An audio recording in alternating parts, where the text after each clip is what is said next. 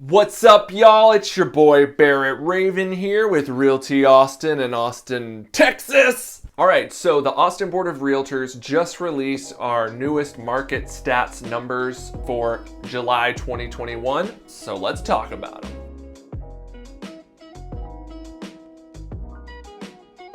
All right, so in general, the market is still nuts, but there is cause for hope, and I want to talk a little bit about that as well. But first, let's jump into a few of the basic numbers. All right, so in today's video, I'm going to be talking mostly about the Austin, Round Rock, metropolitan, like greater Austin area. Okay. All right. The first number is always the median single family home price. So in the Austin, greater Austin area, the median single family home price in July was $480,000. And guys, that was up 37% from the same month last year. All right, so I want to just mention really quickly that $480,000 is a lot of money. That's the median single family home price for the greater Austin area, but that's actually, as far as I can remember, the closest that number's ever been, like percentage wise, to the actual city of Austin sales prices. So the city of Austin, which, you know, we all know it's a lot more expensive to live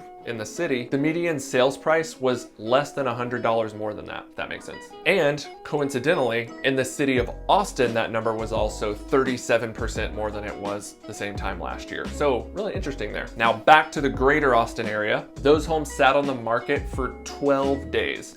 Which is actually down 33 days from the same month last year. So homes are selling much faster for much more. Now I want to mention here as well, in the city of Austin itself, the average days on market was also 12, and that was also down 33 days from the same time last year. Super weird. Now let's talk a little bit about inventory. So it would take way too long to explain, but just trust me on this. We measure inventory in terms of months. 1 month, 2 months, 3 months. And for us to have a balanced buyer-seller's market, it was even, we would have 6 months of inventory, okay? Now in July, the greater Austin area only had 0.9 months of inventory, which was down a lot from the same month last year. Now, it's the last time I'm gonna say this, but in a really weird coincidence, there was also 0.9 months of inventory in the city of Austin itself. And that was also down the same amount from the same time last year. Crazy. So y'all, what that means is that we could literally have 6 times more inventory than we have right now available to us, and it would technically still be a seller's market in the greater Austin area and in the city of Austin in particular. So let that sink in.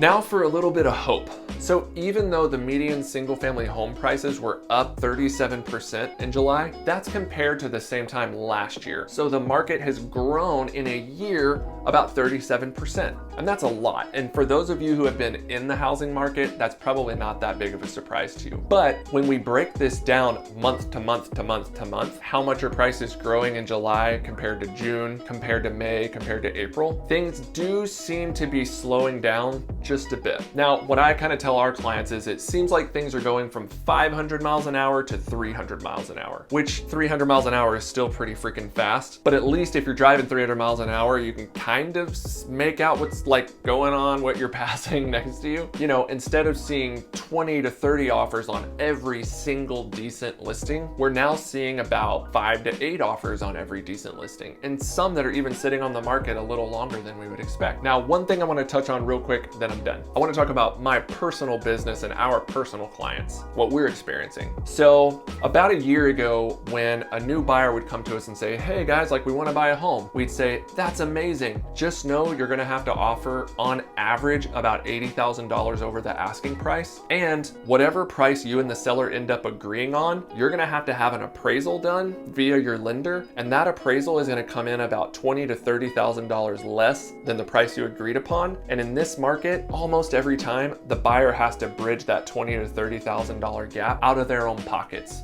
with cash. And I mean, a lot of our buyers just heard that. They're like, all right, well, peace. I am not buying a house because I can't do that. Well, we've been tracking that number on our team, and that appraisal gap number, we'll call it, is getting less and less and less and less, really every month. So out of our last 15 clients, our buyers who are under contract who got an appraisal, check this out. The average appraisal gap was $600, okay? So we've gone from appraisal gaps of $20,000 to $30,000 on average to $600 on our personal team.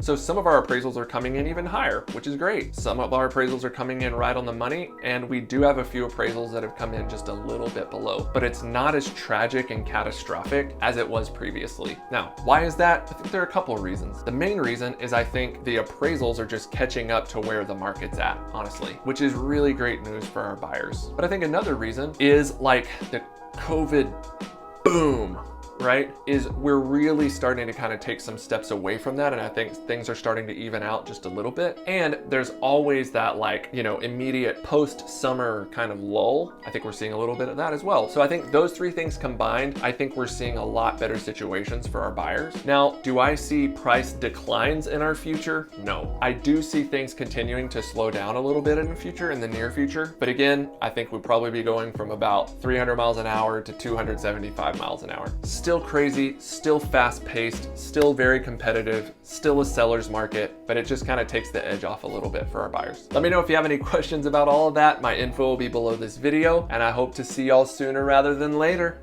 Bye.